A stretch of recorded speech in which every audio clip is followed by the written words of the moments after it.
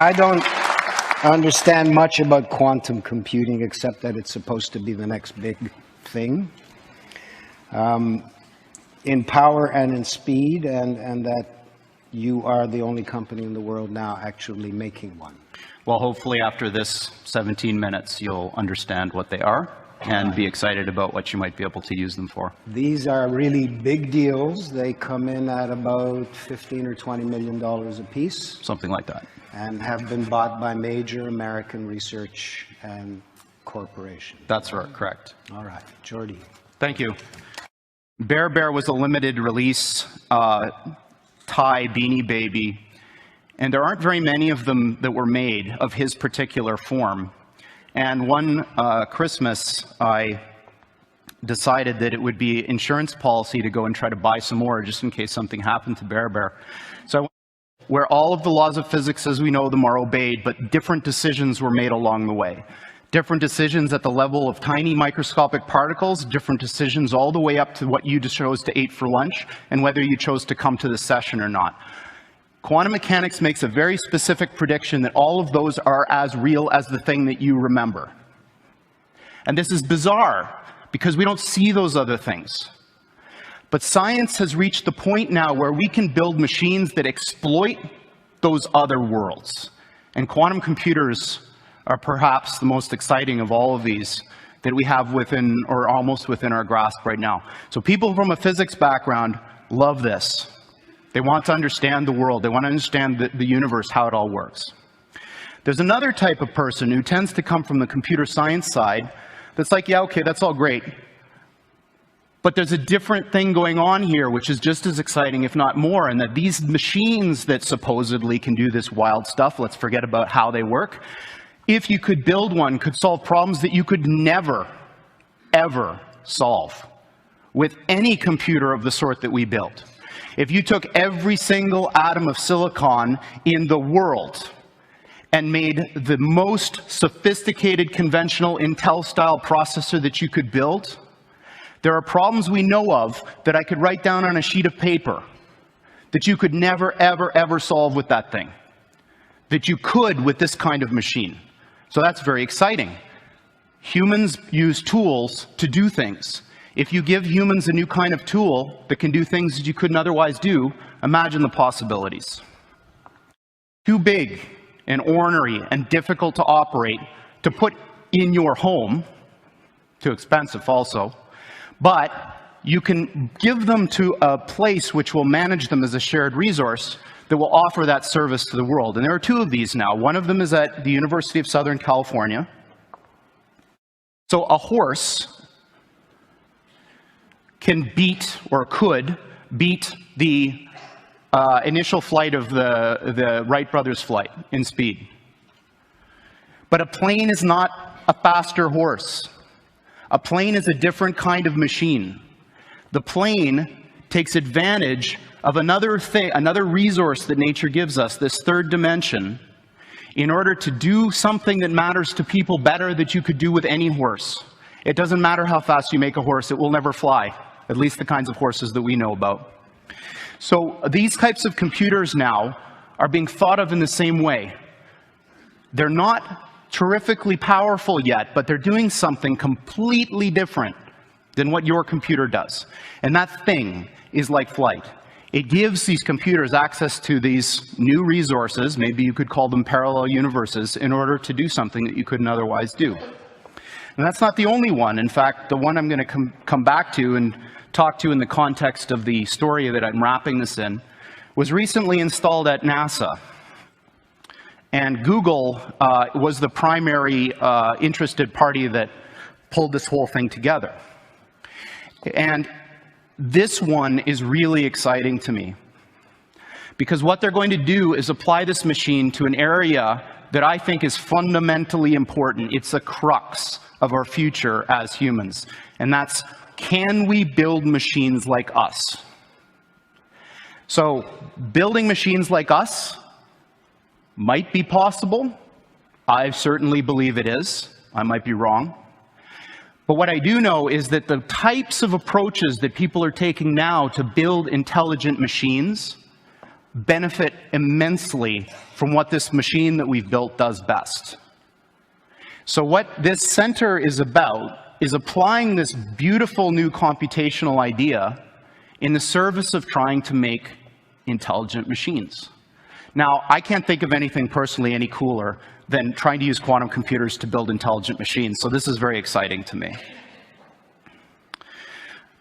Steve Jurvetson has been a longtime friend and investor in the company, and for those of you who don't know him, he's a Silicon Valley investor who's probably the smartest VC that I know of, and certainly the one that's the most attuned to technological trends. He's on the board of SpaceX, Tesla, Synthetic Genomics, which is Craig Venture's company, is trying to build artificial life, and D-Wave, and that's it. And this is his particularly poetic way of framing the difference between the machines we build and conventional computers. This is what they look like. There are two of them. These are from our lab in Burnaby in British Columbia. From the outside, they look like giant black monoliths, big metal boxes, about 10 feet on a side, 12 feet tall. And they are powered, they have a fridge inside them, a refrigerator that cools these chips to almost absolute zero. Just a wisp, a fraction of a degree above absolute zero. Hundreds of times colder than interstellar space. Amongst the coldest and most isolated and extreme conditions that humans have ever been able to engineer. These fridges, interestingly enough, which are called pulse tube dilution refrigerators, have a thing called a pulse tube, which emits a sound roughly once per second, which sounds eerily like a heartbeat. So if you have the opportunity to stand next to one of these machines, it is an awe-inspiring thing, at least for me. It feels like an altar to an alien god. They really are impressive machines. At the heart of this big box is a tiny chip about the size of your thumbnail. And on this chip resides all of the wonder and magic that makes this thing go. I'm not going to describe in any mathematical detail how it all works, but let me give you an analogy. In quantum mechanics, there's this concept that a thing can exist in two states which are mutually exclusive at the same time, quote unquote. And I'm using those words because the English language was developed before we had concepts to describe what these things actually are doing. But I'm going to give you a roundabout way of understanding this.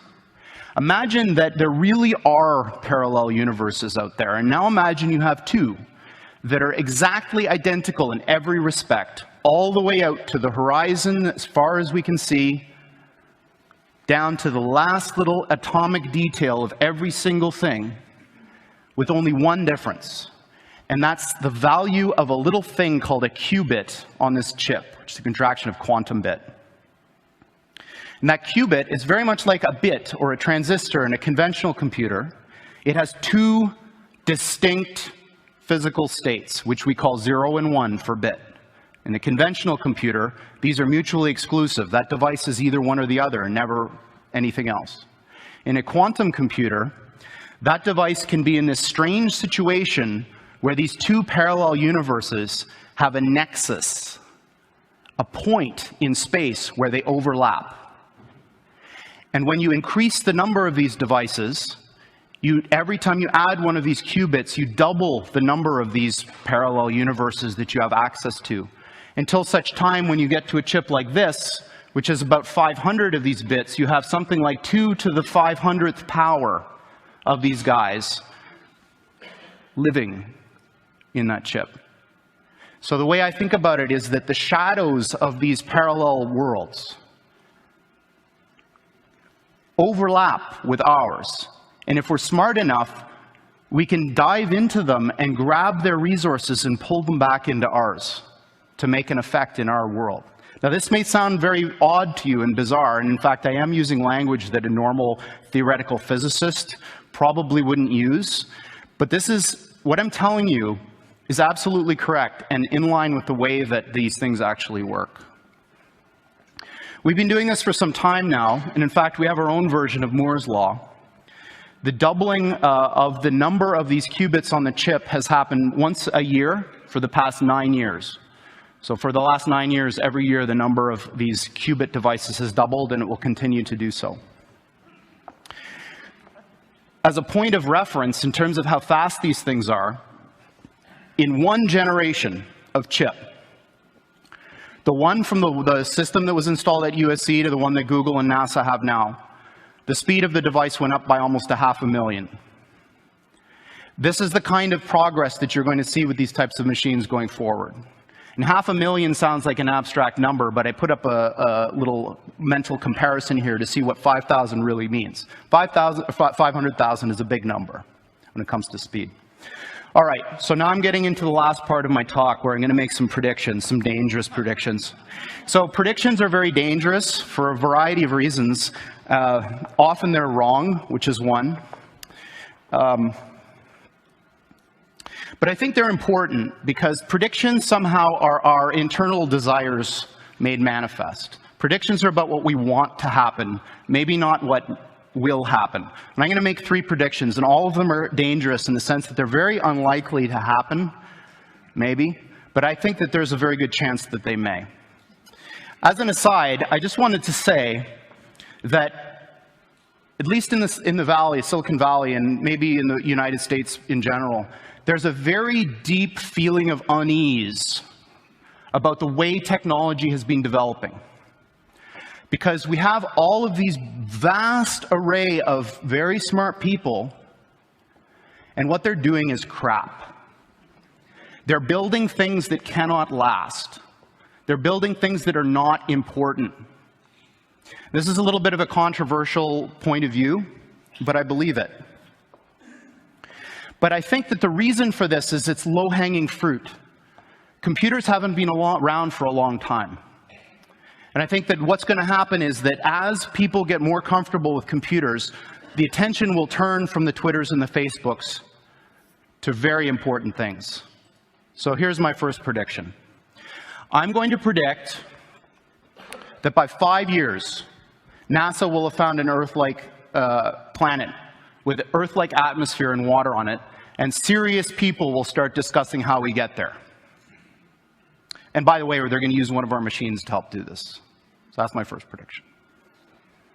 My second prediction is that this business of parallel universes is going to turn out to be very important. This picture that I've got under here is what's called a gravitational lens. When Einstein proposed his general theory of relativity, it came with a bunch of experiments that you could use to test it. And one of them was that if there was a point of light very far away and a galaxy in the middle, that galaxy should bend the light, and you should see a ring. And this was eventually observed. And I think what's going to happen is somebody is going to come up with an experiment to test this reality of these things. And we're going to be able to do so.